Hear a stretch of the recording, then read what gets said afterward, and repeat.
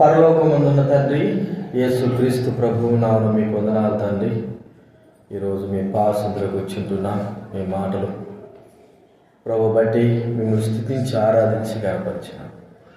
అదే రీతిగా ప్రభువా తండ్రి, మీ ఆజ్ఞ మేరకు ప్రతి మనుషుడు తనతో పరీక్షించుకోవాలి. అలాగ చేశారంటే ఆ పాత్రలో తాగాలి. ఒకవేళ అలాగ చేయకపోతే మీలో పాలు పంపులు లేవని మీరు సెలవిస్తూ వచ్చారు. కాబట్టి తండ్రి, మీలో పాలు పంపులు కలిగి ఉండడానికి కొరకు మీ వాక్యం ద్వారా మాతో మాట్లాడండి, సహాయం చేయండి, కనికరించండి. కృతజ్ఞతాస్తుతులు చెల్లిస్తూ ప్రభువా మీకే వందనాలు చెల్లిస్తూ గ్రహించగల మనసు, సరిదిద్దుకోవలసిన జీవితం మాకు దయచేయగా కనికరించండి. స్తుతి ఘనత చెల్లిస్తూ యేసు నామమున ప్రార్థించి వేడుచున్నాం తండ్రి. దేవుని వాక్యంలో నుండి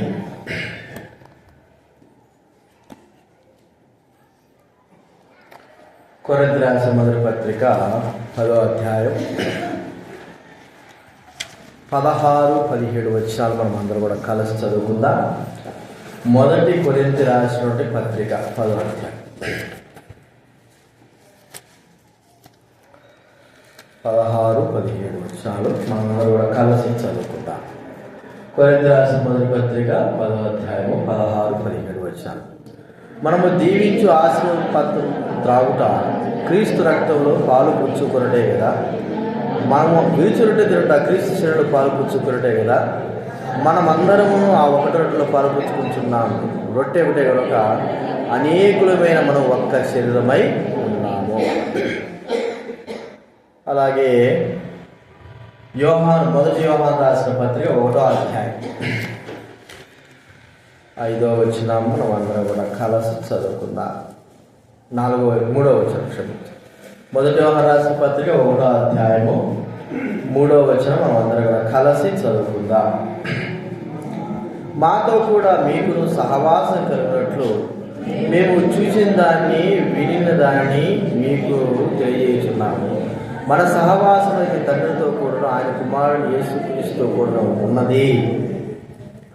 అలాగే మొదటి కొరింథీ రాసిన పత్రిక 7వ అధ్యాయం 24వ వచనం అందరం చదువుకుందాం. చివరిగా కొరింథీ రాసిన మొదటి పత్రిక 7వ అధ్యాయము 24వ వచనం 7-24 అందరం కూడా చదువుకుందాం. సహోదరులారా, ప్రతి మనుషుడు ఏ స్థితిలో పిలువబడనో ఆ స్థితిలోనే దేవునితో సహవాసం కలిగి ఉండవలను.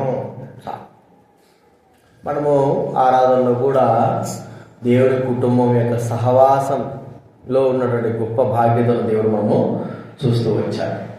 మరి ఇక్కడ ప్రభువైన యేసుక్రీస్తు వారు మరి యోహాను చెప్తున్న మాట ఏంటంటే, మన సహవాసం అయితే తండ్రితో కూడాను ఆయన కుమారుడైన యేసుక్రీస్తుతో కూడాను ఉన్నది.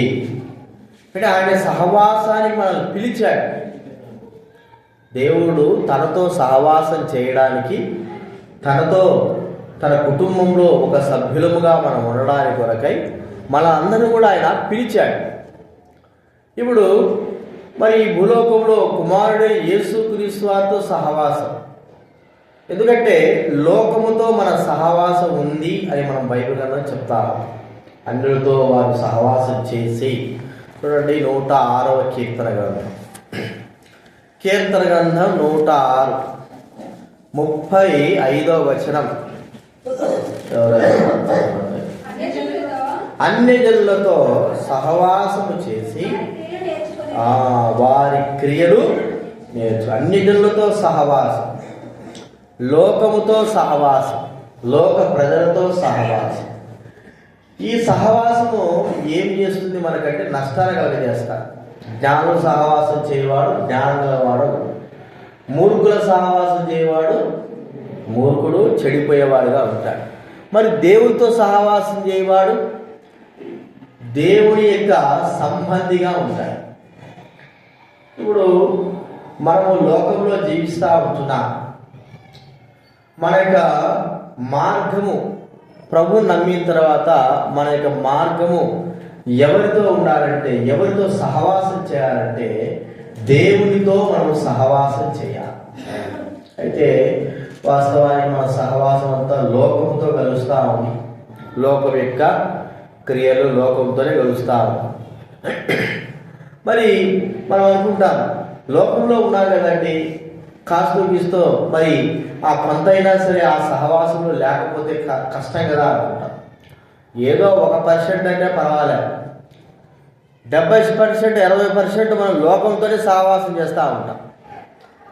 అంటే లోకంతో చేసే సహవాసం, దేవునితో చేసే సహవాసం కంటే లోకంతో చేసే సహవాసమే మనం ఎక్కువ సమయాన్ని చూపిస్తాం.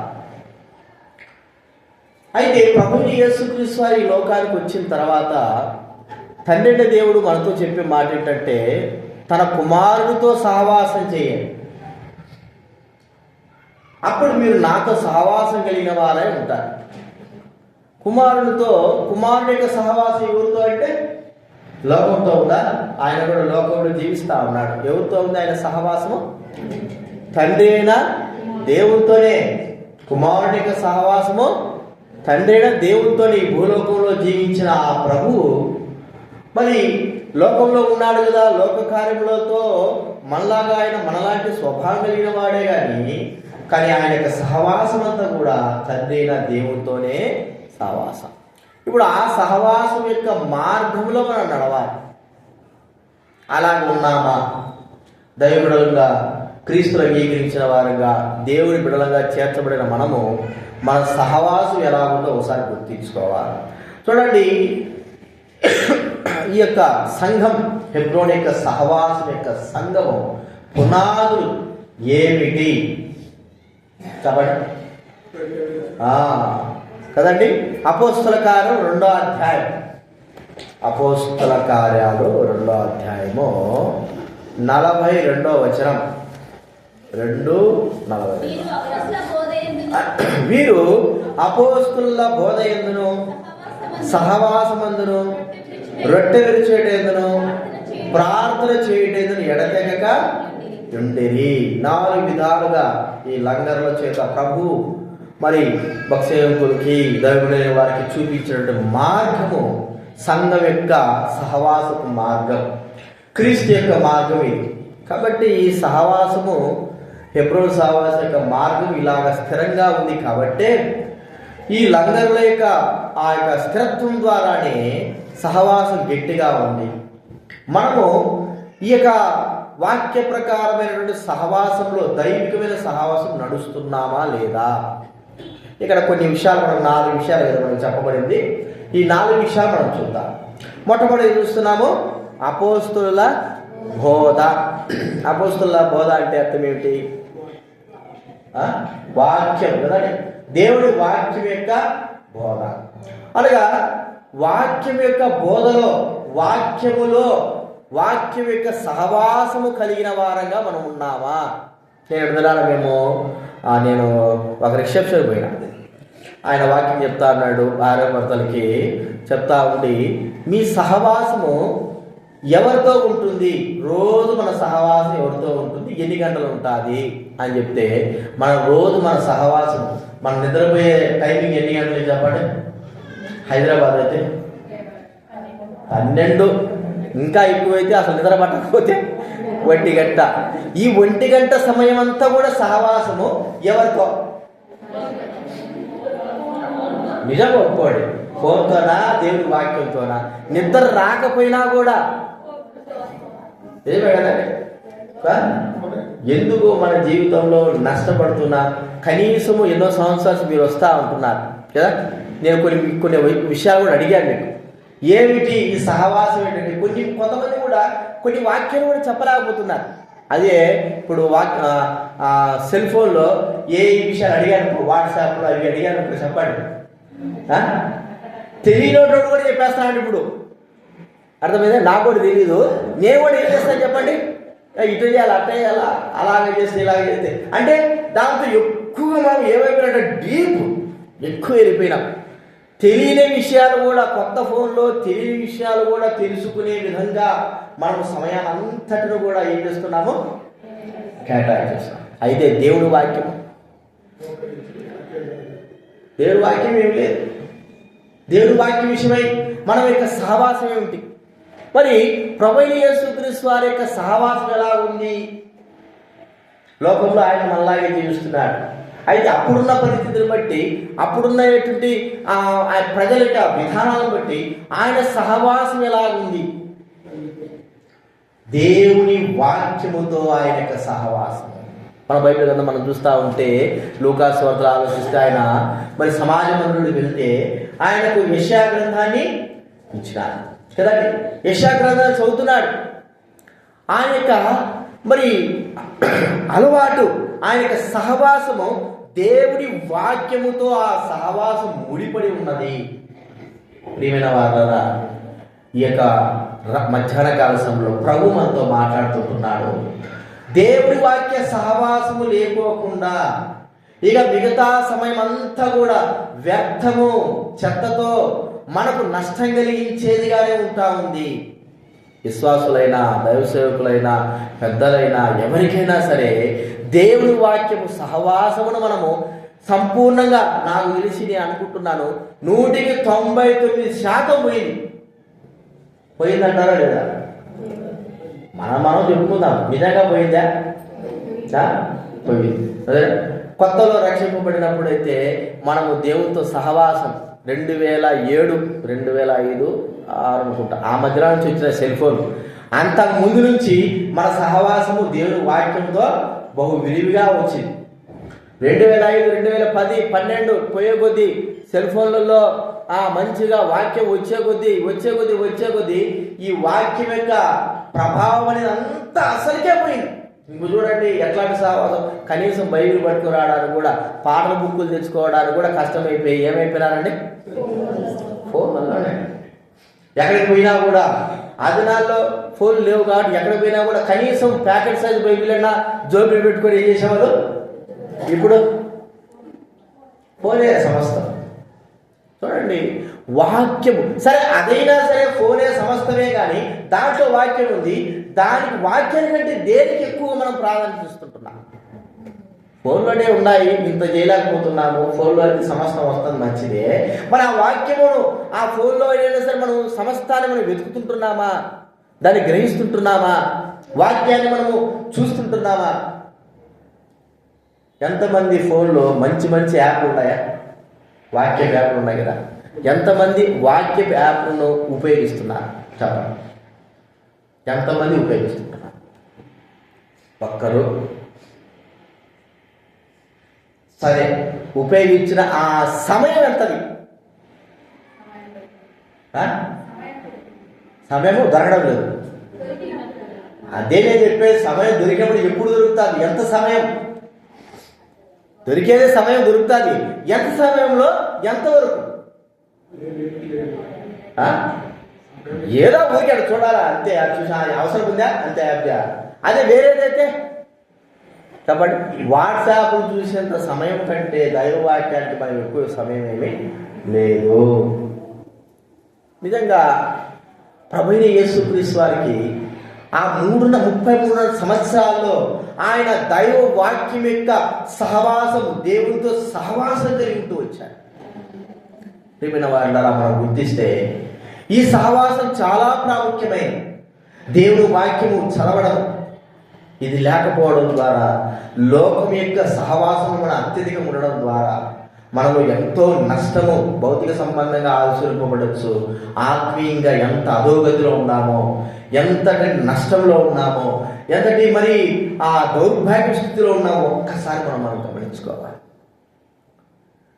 ఆ దినాల్లో ఉన్నటువంటి ఆ వాక్యం యొక్క శక్తికి, ఈ దినాల్లో ఉన్న వాక్యం యొక్క ప్రభావానికి ఎంత తేడా. వాక్యం ఒకటే, ప్రభావం అనేది లేదు. ఎందుకంటే వాక్యమును అత్యధికముగా వారు ఏం చేస్తూ వచ్చారంటే, ఆ వాక్యముతో విశ్వాసులు కానీ, దైవసేవకులు కానీ, పెద్దలు కానీ వాక్యం యొక్క ప్రభావంలోకి వారు ఎక్కువగా వెళుతూ వచ్చారు. దాంతో ఎక్కువ సహవాసం చేస్తూ వచ్చారు.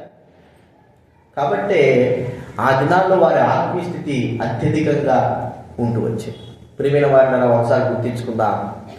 ఎందుకు సాతానుడు దేవుని వాక్యాన్ని పక్కకు పెట్టేసి మనకు మనకు చూపుకున్నటువంటి ఆ సెల్ ఫోన్ దాంట్లో ఎక్కువ ప్రభావం చూపుతున్నాడంటే దేవుని వాక్యము కంటే దేవుని వాక్యం విన్నాడు అనుకోండి, దాంట్లో అత్యధికమైన ప్రభావం మానలోకి వెళ్తుంది. అది దైవిక సంబంధమైన వస్తుంది. అదే సెల్ ఫోన్లో అయితే ఏమొస్తుంది చెప్పండి? ఏమొస్తుంది? లోక సంబంధమైన జ్ఞానం అంతా కూడా లోకం వస్తుంది. లోక సంబంధమైన జ్ఞానం. చిన్న పిల్లలు మొదలుకొని మా పాప కూడా 10th క్లాస్, ఆ సెల్ ఫోన్ అంటే వేరే చూసేది కాదు. 10th క్లాస్లో టీచర్లు వీళ్ళకి చదువు రాక టీచర్లకి ఏం చేస్తారంటే సెల్ ఫోన్ చూసి రాయని చెప్పడం. వచ్చినప్పటి నుంచి పెట్టుకొని చూసింది ఈ దగ్గర పెట్టుకుని చూస్తూ ఉంటారు. ఎందులో దగ్గర పెట్టుకుని మా అమ్మకి చెప్పేది, నా భార్య చెప్పేది, నాకు దగ్గర బోడి మీద కనపడలేదని చెప్పేది. సరేలే ఏమోలే అంతగా ఎవరిపిల్ల కదా బాగా తింటా ఉంది అంత అనుకోలేదు నేను. మొన్న మంగళవారం ఇప్పుడు పోయి హాస్పిటల్ చూపిస్తా ఉన్నాను. కూర్చొని కళ్ళద్దాలు పెట్టాడు. దాని ప్రభావం చూడనట్టుందో 10 అడుగులు లేదండి. అది పెడతారు కదా, 10 అడుగులు లేదు. పైన చదవమా అంటే పైన పెద్ద అక్షరాలు లేదు, ఒక్క లైనే చదివింది. 2వ లైన్ కనపడలేదు అంటుంది. ఒరే 2వ లైన్ కనపడలేదంటే ఏంద్రనైనా సరే 3వ లైన్ అంటే ఇంకొక అర్థం మార్చాడు. ఆ 2వ లైన్ కూడా కనపడ్డా. 3వ లైన్, ఆ 3వ లైన్ కొద్ది కనపడతాను. ఆయన అంటున్నాడు, నీకు -5 ఉందమ్మా, అసలు ఇంత దగ్గర ఎట్లా మేనేజ్ చేసినావు అంటే. సెల్ ఫోన్ చూసే ఇప్పుడు భూతత్తాలని ఇప్పుడు కలద్దాం. రేపు ఇప్పుడు మేము పోయి సంగారెడ్డి ఇచ్చున్నాను, అది తీసుకురావాలి. గుడ్డిది అయిపోయింది. గుడ్డి కాలే, కళ్ళలో ఏ ప్రాబ్లం లేదు, కానీ ఏముంది చెప్పండి? కళ్ళల్లో ప్రభావము తగ్గిపోయింది. దేనిని బట్టి తగ్గిపోయింది ప్రభావము? కేవలం ఫోన్ చూసి. ఇప్పుడు కూడా మనం ఆలోచించేదంటే మన ఆత్మీయ స్థితిలో ప్రభావం తగ్గిపోవడానికి గల కారణం ఏంటి చెప్పండి? ఇంకంతే, ఇంక వేరేది ఏం లేదు. ఆత్మీయ స్థితిలో దైవ వాక్యముల కంటే ఎక్కువగా మనం ఇచ్చినటువంటి ఆ సెల్ ఫోన్కి ఇచ్చినటువంటి ప్రభావమే దానికి ప్రభావం అత్యధిక వెళ్తాము. ఒక్కసారి మనం గుర్తించుకుందాం. మనం ఒకసారి పరీక్షిస్తూ నీ వాక్యము దైవ వాక్యమునకు మనము స్థిరంగా బలంగా ఉండాలంటే దేవుడి వాక్యమే మనకు స్థిరమైంది. ఈ వాక్యం యొక్క ప్రభావము, ఈ వాక్యం యొక్క సహవాసము ఉదయం మొదలుకొని సాయంత్రం వరకు ఎంతగా నీవు దాని మీద చూపుతా ఉంటున్నావు. నువ్వు ఎంతగా ఆ వాక్యం యొక్క సహవాసంలో నిలిచి ఉంటావో అంత ఆత్మీయ స్థితిలో ప్రభావం కలిగిన వారంగా ఉంటాం. లేకపోతే మనం ఏమి కనీసం దేవుడి మందిరానికి వస్తున్నామే కానీ ప్రేమైన వాళ్ళరా, నేను ఒక్క విషయం మీకు చెప్పగలను. దేవుడి సువార్త చెప్పేటప్పుడు, ఇతరులకు దేవుడి మాటలు చెప్పేటప్పుడు నిజంగా చెప్పండి, మీరు ఎన్ని వాక్యాలు చూపించి ఒకరికి దేవుడి వాక్యం చెప్తారు? మీ ఇంట్లో కానీ పక్క వారికి కానీ ఎన్ని వాక్యాలు చూపించగలరు? ఎన్ని మాటలు మీరు చెప్పగలరు? ఎంత వాక్యము అంటే వాళ్ళకి మనము దేవుడి గురించి, దైవ వాక్యం గురించి ఎన్ని విధాలుగా దైవ వాక్యాన్ని చూపించి చెప్పగలం? సెల్ ఫోన్లో అయితే చెప్పండి, ఎక్కడెక్కడ లోతులు ఉండేటన్ని కూడా ఏం చేస్తాము? ఇది పని చేయలేదంటే దాన్ని వెతికి చేస్తాం. కానీ ఒక్క మాట దేవుని గురించి చెప్పడానికి కొరకై మనకు ఏమీ జ్ఞాపకం లేదంటే బైబిల్ ఉన్నది, మరి బైబిల్ ఉందండి, తీసుకొస్తున్నాం, పాటలు తీసుకొస్తున్నాం, ప్రార్థన చేస్తుంటున్నాం, కానీ ఈ వాక్యం యొక్క గ్రహింపు మనకు లేదు. ఎందుకంటే దీంతో మనకు సహవాసము లేదు. పల్లెటూళ్ళు చూస్తే ఉదయం లేచినప్పటి నుంచి వాళ్ళ పనులే పల్లెటూళ్ళలో. మనకు కూడా ఉదయం లేచినప్పటి నుంచి రాత్రి వరకు పనులే. ఇక ఎప్పుడు సహవాసం కలిగి ఉంటారు? ఈ సహవాసము, వాక్యం యొక్క సహవాసం దేనికి కారణం అంటే మనము స్థిరంగా నిలిచి ఉండడానికి కారణం. వాక్యంలో మనం నిలిచి ఉండడం ద్వారా సాతాను కానీ లోకం కానీ ఏది కూడా మనల్ని ప్రభావితం చేయదు. అందుకే ప్రభు అన్నాడు, నా మాటలు విని ఆ మాట ప్రకారం చేయవాడు బండ మీద ఇల్లు కట్టుకునేవాడిగా పోలి ఉంటాడు. అది మనం గుర్తించుకోవాలి. మొట్టమొదటిగా మనము దేంట్లో సహవాసం లేదని చెప్తున్నా చెప్పండి. దేవుని మనమందరం ఒప్పుకోవాలా, నీవు నేను అందరం కూడా నిజంగా ప్రభువా నీలో మీకు సహవాసం. కనీసం ఒక వ్యక్తి ఈ వాక్యం ఎక్కడుందని అడిగితే నేను చెప్పలేకపోతుంటున్నాను. ఆ వాక్యము ఇప్పుడు నేను చెప్పినాక వెంటనే మీరు తీసి చదువుతున్నారు, మంచిదే.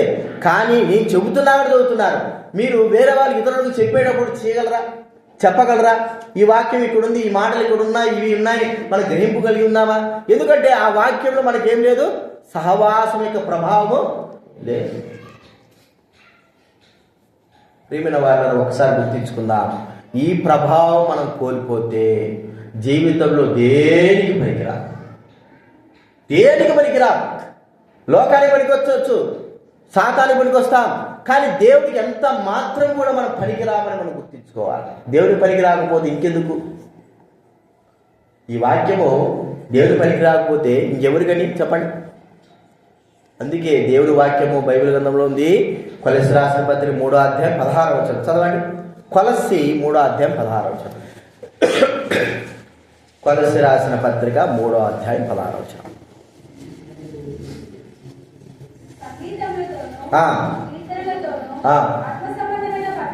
పద్యములతోనూ బోధించుచు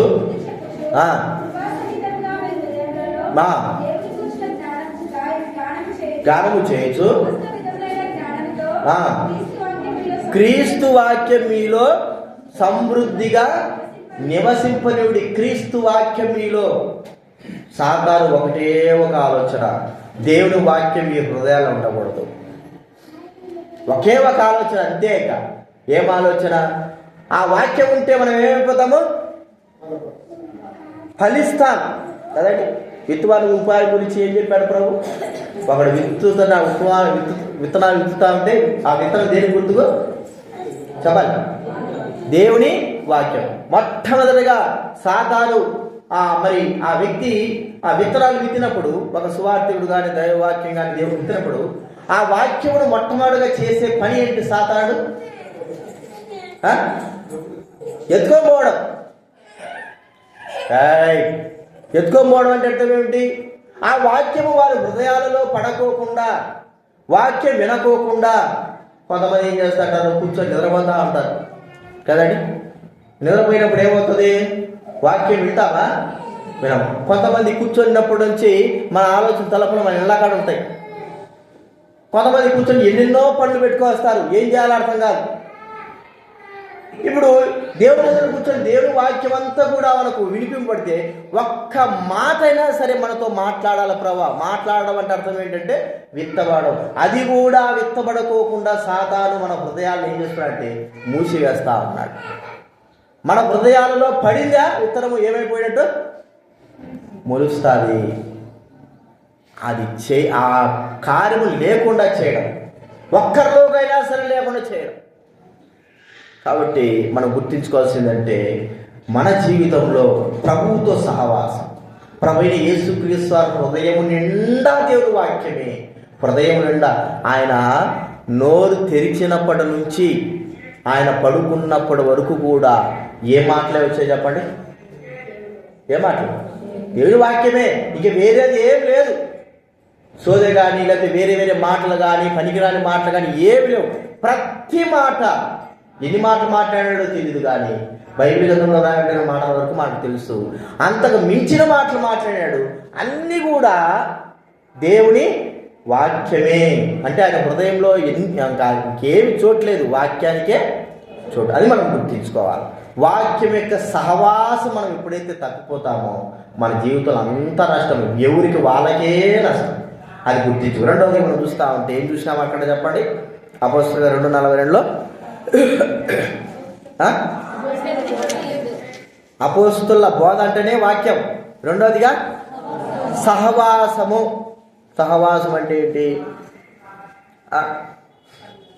సహవాసం దేవుని మందిరం.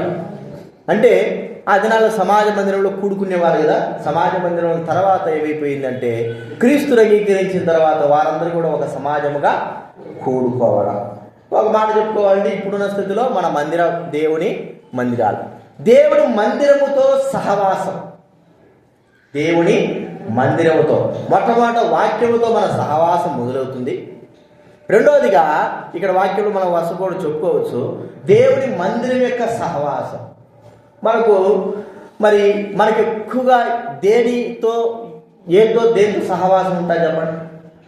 దేంతో అయితే మనకు సహవాసం ఉంటుందో దాని విషయమే మనం ఆలోచిస్తాం. ఇప్పుడు ఆఫీస్ ఉందనుకోండి, ఆఫీస్తో ఎంతవరకు సహవాసం మనకు? 9 నుంచి సాయంత్రం 5 వరకు. కాబట్టి ఆ సమయం అంతా కూడా ఒకవేళ ఏదైనా పని ఉన్నప్పుడు కూడా ఇంకా వేరే పని ఉన్న సెలవు ఉన్నా కూడా ఆ సమయం కూడా మనం ఏం చేస్తామంటే ఆ యొక్క ఆఫీసుల గురించి, దాంట్లో ఉన్న పనుల గురించి మనము ఆలోచిస్తాం. ఎందుకంటే ప్రతిరోజు దాంతో ఏమవుతుంది మనకు? సహవాసం. రెండో సహవాసం ఏమిటి? ఒకటి ఇల్లు అది పని సహవాసము, 2 ఇల్లు సహవాసం కదండి. తర్వాత మనం ఎక్కడికి వస్తాం? ఇంటికే వస్తాం. ఇంటితో మనం ఏముంటాము? సహవాసం. అంటే ఇంటిని గురించినటువంటి ఆలోచన, ఇంటిని గురించిన తలంపు, దాని గురించే మన ఆలోచన, ఇంక వేరే దాని గురించి లేదు. మూడోదిగా చెప్పండి, మూడోదిగా దేవుడితో సహవాసం చెప్పుకున్నాక మనం దేవుని మందిరం, దైవబడలమైతే దేవుని మందిరము, లోకస్తులైతే ఎవరితో సహవాసము? లోకంతో తిరిగే వారితో సహవాసం. ఇప్పుడు 3 విధాలుగా మన సహవాసాలు ఉన్నాయి. మనం చెప్పుకున్న సహవాసం ఏంది? మందిర సహవాసం, పని సహవాసము, ఇంటి సహవాసము, దైవ మందిరం యొక్క సహవాసం. ఈ మూడిటల్లో మనం కలిగి ఉండేటువంటి సమయం ఎంత? 8 గంటలు ఖచ్చితంగా మనం పని చేయాలి. 8 గంటలు కదండి. 8 గంటల సహవాసము పనికే పోయి, ఇక మిగతా సహవాసం చెప్పండి. ఇంటి సహవాసం, మిగతా సహవాసం అంతా అంటే ఉంటుంది. ఉదయం పోతే సాయంత్రం వస్తాం కాబట్టి ఉదయం సాయంత్రం అయి ఉంటాం, ఇంట్లో సహవాసం. మరి మూడవదిగా మనం యొక్క సహవాసం ఎవరితో ఉండాలి? దేవుడి మందిరముతో సహవాసం. ఈ సహవాసము, దేవుని మందిరం యొక్క సహవాసము ఎంతగా మనం అనుభవిస్తుంటున్నాం, మన ఆత్మీయంగా ఎంత విధానంలో ఆ మందిరం యొక్క సహవాసాన్ని మనము అనుభవిస్తూ ఉంటున్నాం. ప్రియమైన వాళ్ళరా, దేవుని మందిర సహవాసం కంటే పని సహవాసం, ఇంటి సహవాసంలోనే మనం ఎక్కువగా మరి సమయం గడుపుతుంటున్నాం. మరి యేసుప్రభు చూద్దాం. యేసుప్రభు ఏ సహవాసం? ఆయన ఎవరితో సహవాసం కలిగినట్టు చెప్పండి? తండ్రితో సహవాసం. మరి ఆయనకు కుటుంబం ఉంది కదా, కుటుంబంతో ఎంత సహవాసం గడిపినాడు? ఇంకోటి ఏంటి? ఆయన పని ఉంది కదా, పని చేసేవాడు ఆయన. ఏం పని చేస్తున్నాడు ఆయన? వడ్రంగి పని. ఆయన దాంతో ఎంత సహవాసం ఉంది? ఈ సహవాసాలు రాయించి పెట్టలే ఆయన. కొంతవరకు మాత్రం, అంటే ఆ కొంత ఎంతైతే చేసినాడో అంతవరకు ఉంది. కానీ అత్యధికమైన సహవాసము మరి దైవ సన్నిధిలోనే ఆయన ఎక్కువగా సహవాసము గడుపుతూ వచ్చాడు. ఉదయం అంతా కూడా దేవుని వాక్య సహవాసం గడిపి రాత్రంతా కూడా దేవుని సన్నిధిలో సహవాసం ఆయన ఉండు. ఎక్కడెక్కడ జరగని ఆయన, ఏ ప్రాంతం జరగని, ఎక్కడికి వచ్చేవాడు? యెరూషలేముకి వచ్చేవాడు, దేవుని మందిరంలోకి వచ్చేవాడు. చూడండి, ఆయన సహవాసము లోక సంబంధమైనదిగా కాదు, దేవుని మందిర సహవాసం. ఇంటి సహవాసం కంటే, తన పని సహవాసం కంటే దేవుని మందిర సహవాసంలో ఎక్కువగా ఆయన గడుపుతూ వచ్చాడు. దాని ప్రభావము ఎంత గొప్పది! ఈ దినాల్లో ఆ మందిరం యొక్క ప్రభావము, మందిరం యొక్క సహవాసం యొక్క అనుభవము మనలో లేదు అని గుర్తించుకోవాలి.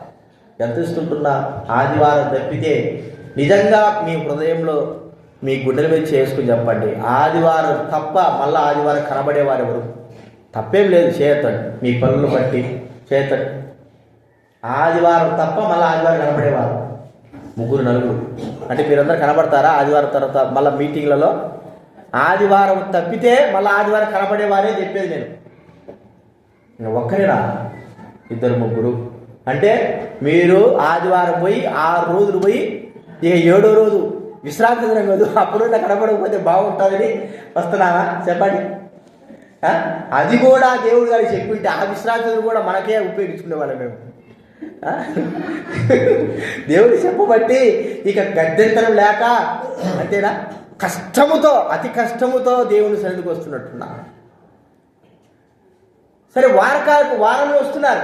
ఎంతవరకు ఏ సమయంలో దేవుని సన్నిధిలో గడపడానికి కొరకే, ఆయన సన్నిధికి అనుభవాన్ని, ఆయన సన్నిధిలో ఉండడానికి కొరకే మనం ఏ సమయంలో వస్తుంటున్నాం? హెబ్రోన్లో చూస్తే అంటే ఒకసారి మందిరంలో కూర్చో అంట, ఉదయం పూట పోయి కూర్చుంటే సిస్టర్స్ వస్తారు. వాళ్ళు వచ్చి 10 గంటలకే వస్తారు. ఒక ఇళ్ళలో దగ్గర ఉన్న వాళ్ళు వచ్చి పులిమిడి దగ్గర కూర్చొని ఏం చేస్తూ ఉంటారంటే వాళ్ళు ప్రార్థన చేస్తూ ఉంటారు. మీరు చూసినారు లేదు, బ్రదర్స్ వస్తారు పులిమిడి దగ్గర అటువైపు ఇటువైపు కూర్చొని ఎలా చేస్తూ ఉంటారో ప్రార్థన గమనిస్తూనే ఉంటారు. ఇళ్ళ కాడ వాళ్ళందరూ కొంతమంది తెలిసినట్టు ఉంటారు. ఇంటికాడ పని చేసుకుంటారు. వాళ్ళు ఏం చేస్తారు చెప్పండి? మళ్ళాగా ఇంటికాడ కూర్చొని టీవీలు చూసుకుంటా, లేకపోతే సెల్ ఫోన్ చూసుకుంటా, లేకపోతే ఏదో వేరే విషయంలో మనం మునిగిపోయినట్టుగా కాదు, వచ్చి ఆ ప్రభు సన్నిధి దగ్గర కూర్చొని ప్రార్థన చేస్తూ ఉంటారు. ఈ అనుభవం నీకుందా? దేవుని మందిరపు తాళపు చెవులు ఎప్పుడు తెరిచే ఉంటాయి. మనం రాలేకపోతుంటున్నాం. ఆ సన్నిధికి అనుభవమును మనం పొందలేకపోతుంటున్నాం. చెప్పగలమా? నా హృదయం నేను ఎన్ని దినాలు మనము ప్రభు సన్నిధిలో ఆ అనుభవాన్ని, ఆ సన్నిధికి అనుభవాన్ని అనుభవించినాం. ఉదయం మొదలుకొని సాయంత్రం వరకు, 1 రోజా, 2 రోజుల, 3 రోజుల, ఎంత సమయాన్ని మనము దైవ సన్నిధికి కేటాయించినాం. ఈ అనుభవం లేకపోతే వ్యర్థం. ఎందుకంటే దేవుని సన్నిధిలో ఉన్న అనుభవమే దేవుడికి ప్రాముఖ్యమైనది. నువ్వు లోకంలో అంతా తిరిగి అంతే అక్కడ తిరిగినంత మాత్రం అంతా కూడా ఆయాసం. అయితే ప్రభు సన్నిధిలో ఉన్నటువంటి సంతోషాన్ని మనం అనుభవించలేకపోతున్నాం. దావీదు మహారాజు అంటాడు, నేను చిరకాలం యెహోవా మందిరంలో నివాసం. ఎందుకంటే ఆ రాజ్య ప్రభావం అలాంటిది. ఆ రాజ్యంలో ఉండడానికి ఇష్టపడే ఆయన అన్నీ ఉన్నాయి. కానీ అన్నిటికంటే ఆ దైవ సన్నిధి తనకు ఎంతో ప్రాముఖ్యమైనది. చిరకాలం ఉండమన్నా కూడా ఉండడానికి ఇష్టపడుతున్నాడు. అలాగా ఆయన కుదరలేదు. ఆయన రాజ్య ప్రభావము, ఆయన పనులు అట్లా ఉన్నాయి. ఆయన సమయం దొరికిన కొలది దేవుని సన్నిధిలోకి వెళ్ళి కూర్చొని ప్రభు సన్నిధిలో గంటలుగా ఆయన అనేకమైన దినాలుగా మరి గడిపిన స్థితిలో మనం గుర్తిస్తుంటున్నాం. ఈ దినాన నీవు నేను దైవ సన్నిధిగా ఆ సన్నిధి అనుభవం ఎంతవరకు, ఆ సన్నిధిని మనం ఎంతగా అనుభవిస్తూ ఉంటున్నాం? దేవుని మందిరం యొక్క సన్నిధిని మనం ఎంతగా అనుభవించామో ఆ అనుభవం మనం గుర్తించుకోవాలి. అది లేకపోతే నువ్వు ఇంట్లో కూర్చున్నా, ఎక్కడికి పోయినా కూడా, ఎంత మనశ్శాంతిగా ఉన్న పార్కులు తిరిగినా కూడా, లేకపోతే ఎక్కడెక్కడ తిరిగినా కూడా ఏమి కూడా మనకు రాని. ప్రియమైన వాళ్ళరా, నీ జీవితంలో మన జీవితంలో స్థిరముగా ఉండాలి. ప్రభు సన్నిధిలో స్థిరంగా ఉండాలంటే ఆ అనుభవం రావాలి. నేను 1999లో రక్షింపబడ్డాను. ఆ రక్షణ నా హృదయంలో ఎంత గొప్పగా, ఎంత ఆశ అంటే దేవుని సన్నిధిలో ఉండడమే. ఉదయము మరి మేము 6 గంటలకు 7 గంటలకు, ఆదివారం అయితే రాత్రే పడుకుంటాం, శనివారం మందిరంలో పడుకుంటాము. ఉదయం లేచినప్పటి నుంచి రాత్రి 10 గంటల వరకు దేవుని సన్నిధే. ఇంటికి ఇల్లు లేదు, వాకి లేదు. కొన్ని దినాలు, కొన్ని సంవత్సరాలు ఇల్లు లేదు, వాకి లేదు. ఇక దేవుడు మరి అలాగే దైవ సేవలో ఉంచేశాడు. అంతే, ఇల్లు వాకిలేం లేక అంతే, ఇల్లు లేదు, వాకిలేదు, దేవుని సన్నిధే. ఆ అనుభూతి ఒక్కరోజు లేకపోతే అయ్యో ఏదో పోయిందే నాయన, ఏమి దేవుని మందిరానికి విడిచిపెట్టినట్టున్నామే. ఒక్కరోజు, ఒకే ఒక్కరోజు ప్రభు అన్నాడు కదా, నీ మందిరంలో ఒక దినం గడుపుట. ఇప్పుడు ఒక దినం గడపకపోతే మనం ఎన్ని దినాలు పోగొట్టుకున్నట్లు చెప్పండి? ఒక గంటలు లెక్క చేసుకుందాం. 1000 దినాల గంటలు కూడా, కొన్ని గంటలు గడిపినా కూడా మనము ఎంతో అనుభూతిని ఇదంతా కూడా పోగొట్టుకుంటున్నాము. లోకము మనం ఏం చేస్తా ఉందంటే తన సహవాసాన్ని పిలుస్తాం. ఎక్కువగా నాలో గడుపు, నాతో ఉండు, నాతో సహవాసం చేయి. అక్కడ పోతే ఏమొస్తుంది? ఏం రాదు, నీకు శూన్యమే. నాతో గడుపు, లోకంతో గడుపు. అప్పుడు నీకు ఎంతో సంతోషం, లేకపోతే ఒక విధానంలో జ్ఞానం కానీ, లేకపోతే డబ్బు కానీ, లేకపోతే ఏదైనా ఉంటుంది. నీకు దేవుని సన్నిధిని గడిపితే నీకు ఏమీ రాదు. ప్రియమైన వారలారా, ఎన్ని దినాలు, ఎన్ని రోజులు దైవ సన్నిధికి అనుభవం అని కలిగి ఉన్నా. దూరం కూడా కాదు, దగ్గరే. దూరంగా ఉంటే అది వేరు, కానీ దగ్గరగా ఉన్నా కూడా ఆ అనుభూతిలో మనం లేకపోవడం. ఇలాగ పని ఎంత చేసుకుంటాం, ఖాళీగా ఉంటాం. ఖాళీగా ఉన్న సమయంలో దేవుని సన్నిధిలోకి వచ్చి దేవుని సన్నిధికి అనుభూతిని మనం మరి పొందాక. అది పొందకపోతే ఇంట్లో కూర్చొని ఊరికే కాలక్షేపం చేసుకుంటా, లేకపోతే పని లేకపోతే పని పెట్టుకొని మనం ఎంతగా నష్టపోతుంటున్నా అనుభూతి మనం కలిగి ఉంటున్నామా? ఇది రెండోది. మన జీవితంలో సహవాసంలో లోటు కలిగి ఉండడానికి, క్రీస్తుతో సహవాసం లేక ఉండడానికి గల కారణం ఏంటంటే దేవుని సన్నిధికి అనుభూతిని మనము పొందలేదు. ప్రభువైన యేసుక్రీస్తు వారు ఎల్లప్పుడూ తండ్రి యొక్క సన్నిధి అనుభూతిని ఆయన పొందుతూ, అందుకే ఆయనతో సహవాసం చేయమంటున్నాడు. ఇది రెండోదిగా. మూడోది ఏం చూస్తూ వచ్చాను చూడండి, ఇక్కడ వాక్యం రాయబడింది, రొట్టె విరుచుట. అంటే ఈ రొట్టె విరుచుట అంటే బల్లకు సూచన. బైబిల్ గ్రంథంలో ఉంది, ఒలివ చూడండి 128వ కీర్తన మాట ఉంది మనకు చూస్తే, 128వ కీర్తన చూడండి, 128వ కీర్తన 3వ వచనం చదవండి ఎవరైనా.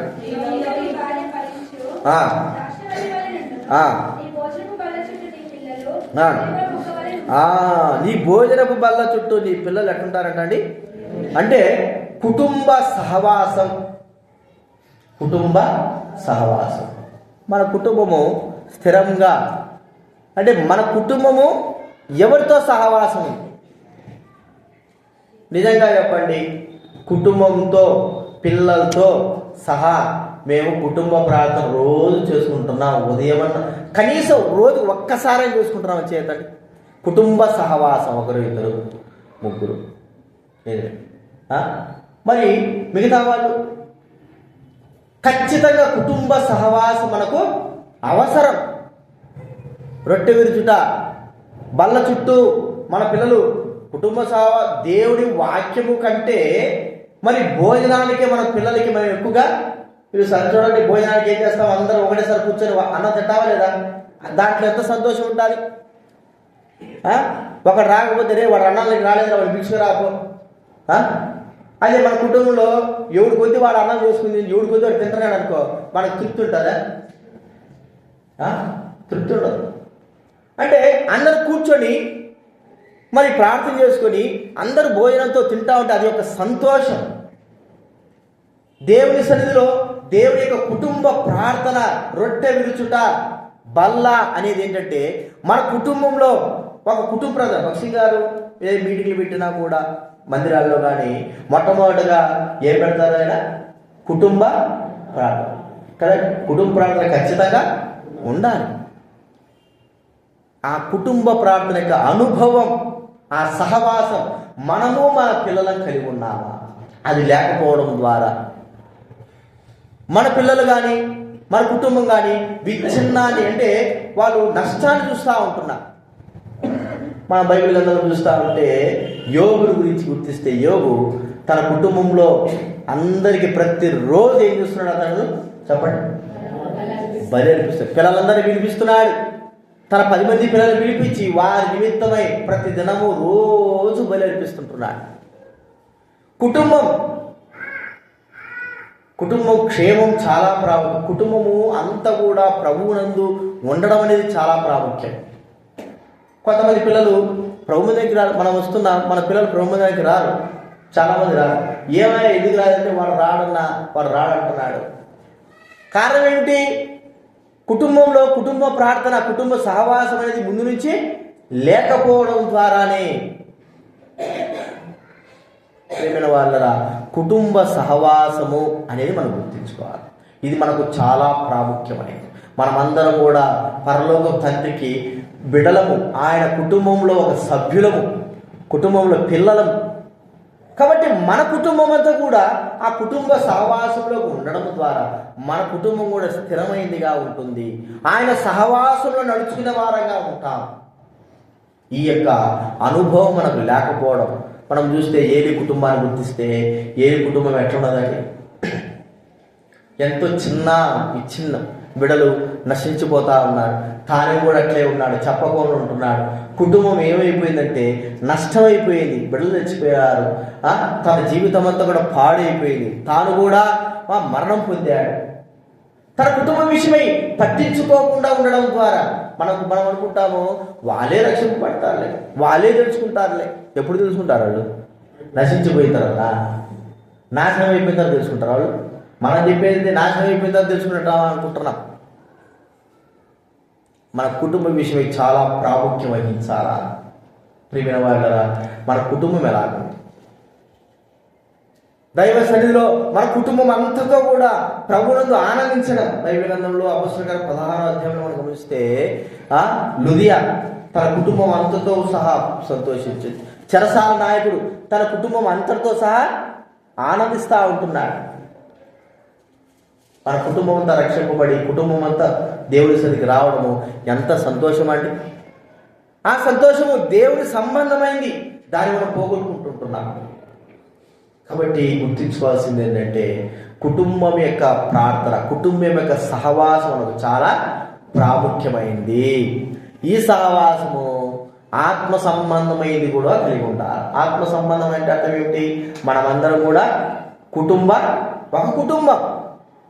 మనమందరం కూడా ఆ ఆత్మ సంబంధ కుటుంబంలో కలిసిన వారంగా, ఏకత్వం కలిగిన వారంగా ఉండాలి.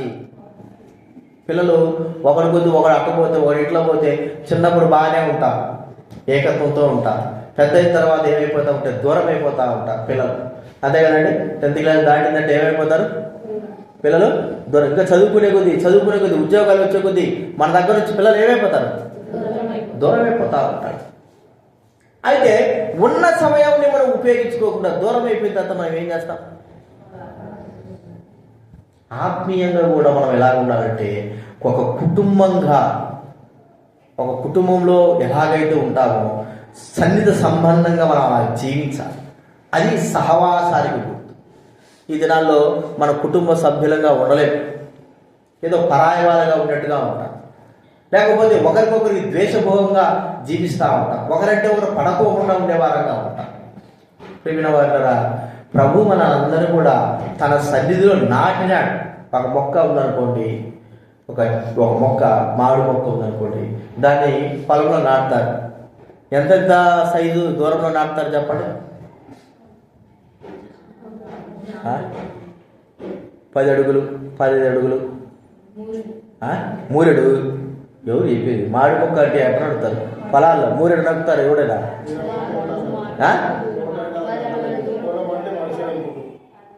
పొలము ఒక తోటలో మామిడి మొక్క నాటారనుకో, ఎంతెంత దూరం డిస్టెన్స్లో నాటుతారు? 10 అడుగులు నాటుతారు కదా. 10 అడుగులు మొక్కకి ఎంత దూరం? 10 అడుగులు దూరం ఉంటుంది. అవి పెరిగే కొద్దీ ఎట్లా అవుతాయి చెప్పండి? అర్థమైంది మీకు? ఇప్పుడు పెరిగే కొద్దీ ఏమవుతాయి? చెట్లు దగ్గరకు వచ్చేస్తాయి. నాటబడినప్పుడు మాత్రమే దూరంగా 10 అడుగులు దూరం ఉంటుంది. అవి పెరిగే కొద్దీ దగ్గర అవుతూ ఉంటుంది. అది సహవాసం. మనమేమవుతుంటున్నాం చెప్పండి? ఒకరికొకరు దూరం, ఒకరికొకరు పడదు.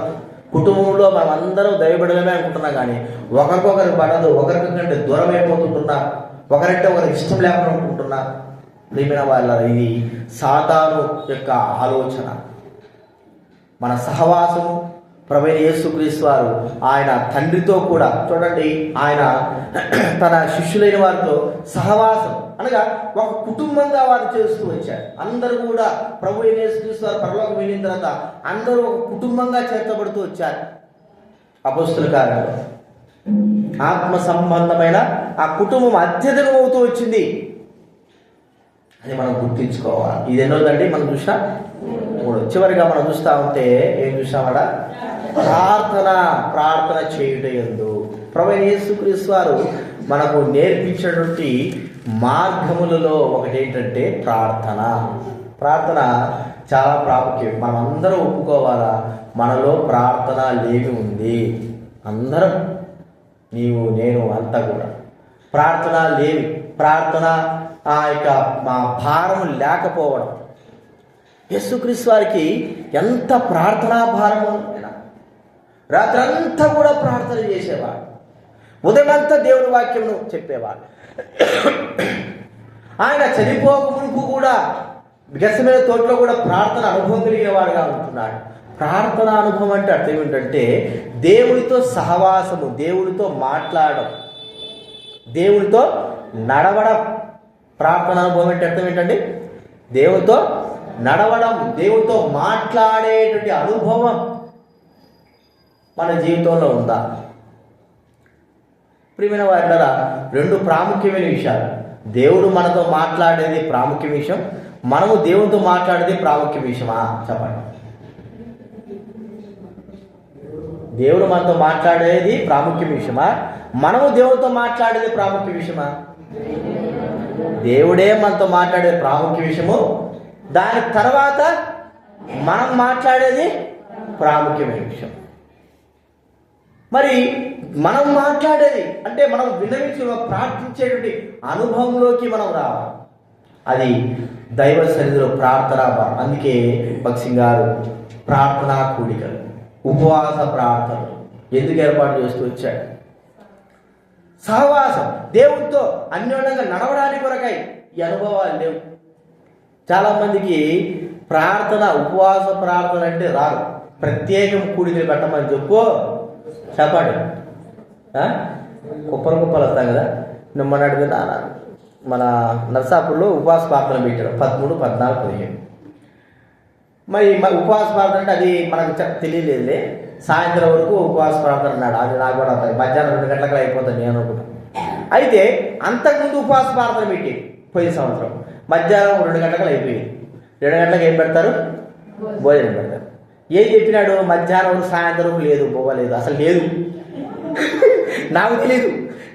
మీరు వాక్యం చెప్పిన 14వ తేదీ ఏదో భోజనం కూడా చేయలేదు. ఏమమ్మా అంటే ఆడ ఆలోచన ఏంటంటే అక్కడ 10 మంది వచ్చినా కూడా హోటల్ నుంచి తెప్పించేస్తాడు షేడు.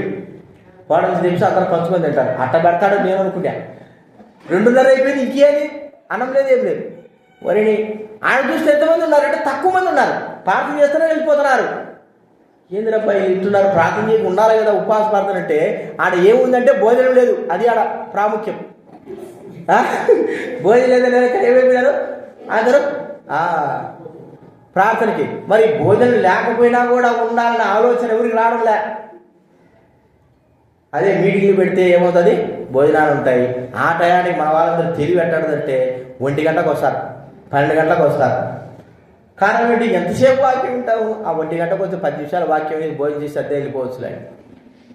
ప్రార్థనా సహవాసం మొదటి నుంచి, ఇప్పుడు మనం కూడా మీరేమో పెట్టుకున్నారు, మొదటి నుంచి ఉండగలిగేటువంటి అనుభవం ఉందా? ఉండగలమా? ఉంటామా? ఉండలేము. మీరు పెట్టుకో చూడండి. ఉదయం నుంచి సాయంత్రం వరకు ఉండగలిగితే చూద్దాం. ఉండలేము, మన వల్ల కాదు. ఎందుకంటే మధ్యాహ్నానికే మనకి పీకుతా ఉంటుంది, భోజనానికి ఆకలి, శ్రమ. కానీ అదే ప్రాముఖ్యమైంది.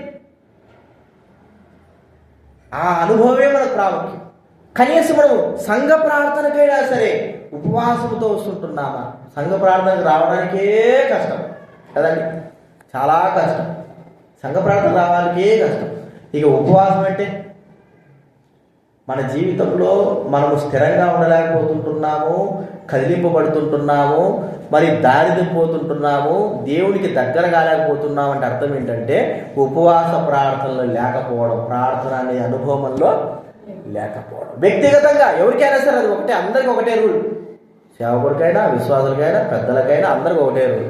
ప్రార్థన అనుభవం అనేది లేకపోవడం. ప్రియమైన వాళ్ళ ప్రార్థన అనుభవం. భక్సింగ్ గారు ప్రార్థన అనుభవం వచ్చిన వారిని లెక్కించేవాడు. ఒకసారి చైనా నుంచి ఎక్కడి నుంచో మరి ఒక దైవసేవకుడు వచ్చాడట వాక్యం చెప్పడానికి. ఆయన అన్నాడంట, ఆ మందిరం చూసి ఆయనకు ఆశ్చర్యం అయిపోయింది. ఒరే ఇక్కడ 2000, 3000 మంది వస్తారు అనుకున్నాడు. నేనే 3000, అప్పట్లోనే 5000 మంది వచ్చేవాళ్ళు. భక్సింగ్ గారు ఉన్నప్పుడే 3000, 4000 మంది వచ్చేవాళ్ళు. ఇప్పుడంటే ఇంకా ఎక్కువ వచ్చేవాళ్ళు, చుట్టూ ఇంకా సంఘాలు అయిపోయినాయి కాబట్టి తక్కువ అయిపోయింది. ఆయన అంటే ఇంతంట ఎంతమంది వస్తారు అంటే భక్సింగ్ గారు అడిగితే 150 మంది కంటే ఎక్కువ రారన్నాడంట. అర్థమైందా మీకు? 150 మంది కంటే ఎక్కువ రారన్నాడంట. ఈయన పోయి వాక్యం చెప్తాడు, ఆయన వాక్యం చెప్తా అంటే మందిరం అంతా నిండిపోయింది. చూస్తే 4000 మంది ఉన్నారు. ఏది నీట అయిపోయాడు, 150 మంది కంటే ఎక్కువ రాడన్నాడే. ఇంతమంది పెట్టుకొని ఇంత రాడన్నాడు. సరే ఆయన కాము ఉన్నాడు కదా. మరుసటి రోజు బుధవారం ఒక సంఘ ప్రార్థన ఉంటుంది కదా హెబ్రోన్లో. సంఘ ప్రార్థన ఆయన ఉన్నాడు, సంఘ ప్రార్థన కూడా వచ్చాడు. సంఘ ప్రార్థనకు వచ్చి కూర్చుంటే ఈయన అనుకున్నాడు 3000 మంది వస్తారులే అనుకున్నాడు. ఈయన 150 మంది కంటే ఎక్కువ రాదు. అప్పుడు అనుకున్నాడు ఎవరి లెక్కేసాడు ఆయన? సంఘ ప్రార్థనకు వచ్చిన వారినే. ఇప్పటికైనా ఎప్పటికైనా అదే సూత్రం. సంఘ ప్రార్థనకు వచ్చిన వారే లెక్క. ఇప్పటికైనా ఇదే చేస్తే ఆదివారం వచ్చి సూపుకి వచ్చేవాళ్ళు ఏమి లెక్కలేదు. చూస్తాం మనం కలవరి టెంపుల్ పెద్ద పెద్ద సంఘాలు పోతాడు, ఎంతమంది వేల మంది పోతుంటారు. దేని పనికి వస్తారు చెప్పండి. అదే సంఘ ప్రార్థన మొమ్మని చెప్పు, మా దగ్గర నుంచి పోతారండి 35 కిలోమీటర్లు. మా మందిర నగరం ఒక ఆమె అంటారు 35 కిలోమీటర్లు పోతుంది. ఆడికి పోతానంటే ఆడికి పోతా అంటారు. అదే ప్రతి సంఘ ప్రార్థన మొమ్మని చెప్పు, పోతుందా? ఇక్కడ దగ్గర పెట్టుకొని రాకపోతా అంటున్నారు. ఎంత దౌర్భాగ్యం అంటే, నేను చెప్పేది ఏంటంటే ఆదివారం వచ్చిన వారికంటే పక్షి గారు చెప్పిందే నేను, సంఘ ప్రార్థనకు వచ్చిన వారే లెక్క. అది గుర్తుపెట్టుకోండి. మిమ్మల్ని మీరు పరీక్షించుకోండి. సంఘ ప్రార్థనకి ఎంతమంది వస్తున్నాము, దేవుని ప్రార్థన కొరకు ఎంత విలువిస్తున్నాము. సంఘ ప్రార్థన కానీ దేవుని సన్నిధిలో ఏ కార్యక్రమం జరిగినా కనబడే వాళ్ళు చాలా కొద్దిమంది. కారణం ఏంటంటే వారు ఉన్న ఆసక్తి, అది దైవ సన్నిధి ప్రార్థన ఆసక్తి అంతే. మిగతా వారి కంటే లేదు, వారు ఊరికి చూపుడుకు వచ్చిపోయే వాళ్ళే. దేవుడు అలాంటి వారిని మరి దృష్టించడు.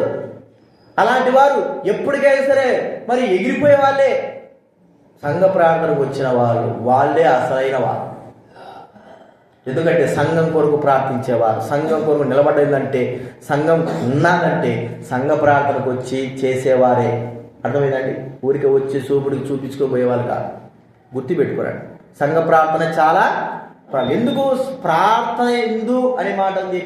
వారు ఎప్పుడు కూడుకున్నప్పుడల్లా కూడా సంఘంగా వాళ్ళు ప్రార్థన చేస్తూ వచ్చారు. ఆ సంఘం అప్పటి నుంచి యెరూషలేములో ప్రారంభమైన సంఘము ఇప్పటి వరకు కూడా మరి ప్రార్థన ద్వారా ప్రారంభమైన సంఘము ఏది కూడా పడగొట్టబడదు. దాన్ని ఏది కూడా పడవేయలేదు, సంఘము కానీ ఇల్లు కానీ. కాబట్టి ఈ 4 అంతల అనుభవాలు ప్రభువైన దేవుడు యేసుక్రీస్తు వారు ఆ అనుభవంలో ఉన్నాడు. మొట్టమొదటి ఏ అనుభవం చూస్తూ వచ్చింది చెప్పండి? అపోస్తల బోధన వాక్యం యొక్క అనుభవంలో, ఆ సహవాసంలో యేసుక్రీస్తు వారు ఉన్నాడు. మనం కూడా ఆ సహవాసంలో ఉండాలి. వాక్యం యొక్క అనుభవం ఇప్పటి నుంచైనా గుర్తుపెట్టుకోండి.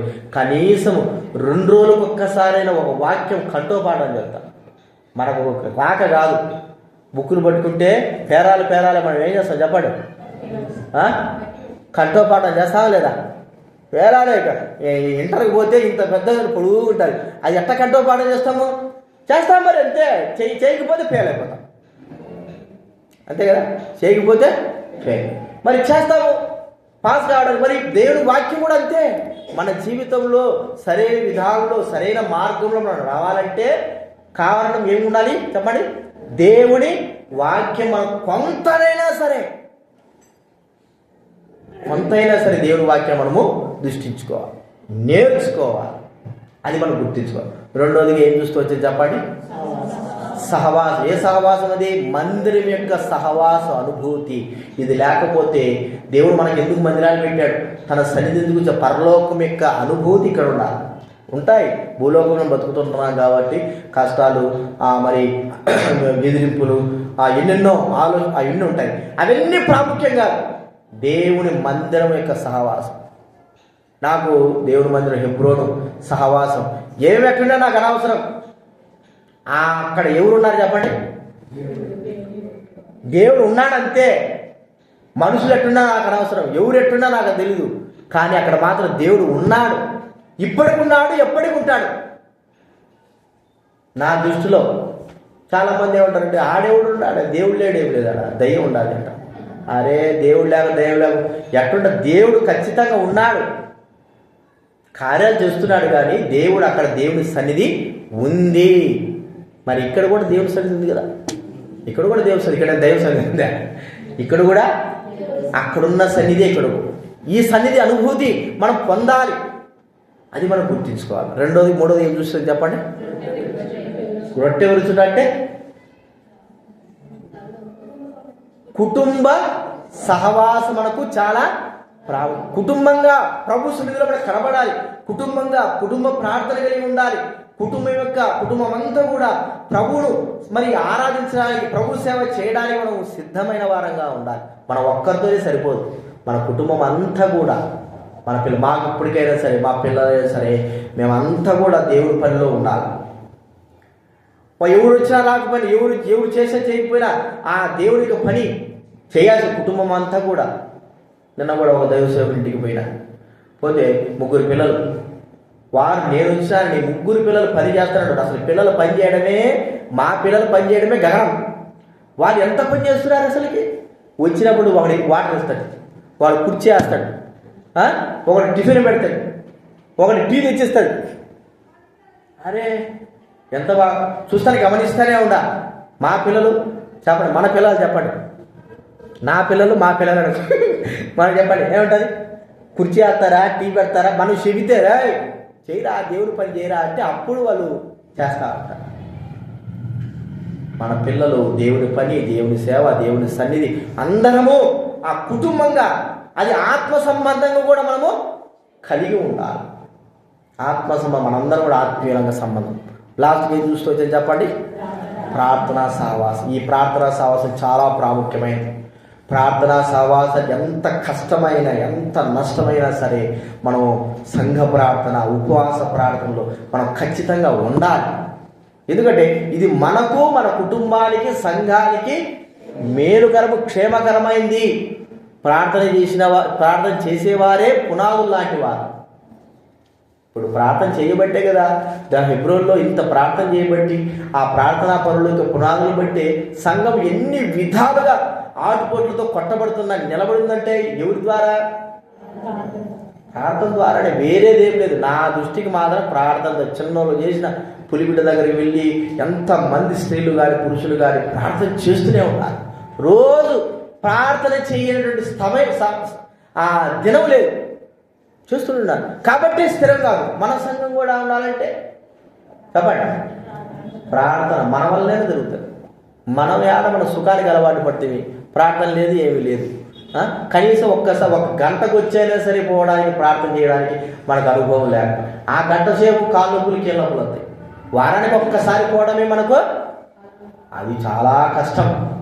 వారానికి ఒక్కసారి మన సంఘ ప్రార్థనలు రమ్మంటే వస్తామా? చేస్తామా? ప్రియమైన వాళ్ళరా, ఈ పునాదుల వలన లేకపోతే విశ్వాసిగా మనం దేనికి పనికిరాం. సహవాసంలో ఉండలేం, దేవుడితో సహవాసం కలిగి ఉండలేం. యేసుక్రీస్తు వారు ఇలాంటి సహవాసం కలిగి నాతో సహవాసం చేయండి అంటున్నాడు.